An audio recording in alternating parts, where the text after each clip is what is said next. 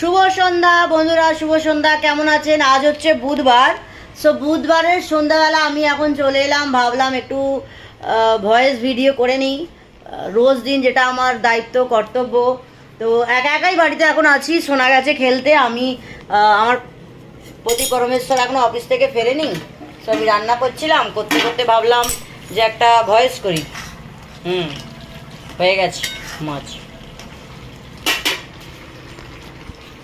আর কেমন আছেন সবাই?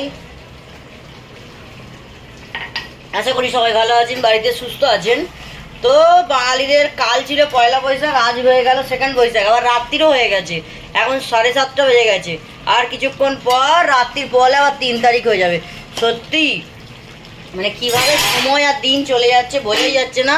আবার দেশে যাওয়ার টাইম এসে যাবে আমাদের। এই মাত্র এলাম, দেশে যাব করে একটা বছর কাটিয়ে ফেললাম, আবার দেশে যাওয়ার সময় এসে যাবে। হ্যাঁ, তো সেটাই বলার ছিল, আর কিছু নয়। এখন ফিলহাল 1 মাস আমাদের ছুটি, কারণ গরমের ছুটি পড়বে।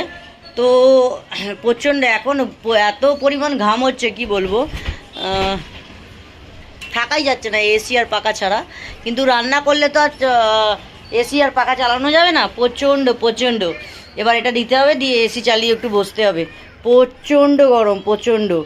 আর রান্না বান্না করার সময় এসি চালিয়ে বসাও যাবে না, বারবার বেরোতে হবে, বারবার যেতে হবে। সেই জন্য আর এসি এখন চালাইনি। এবার এসি চালাবো, একটু বসবো, আরাম করব। প্রচণ্ড গরম হচ্ছে।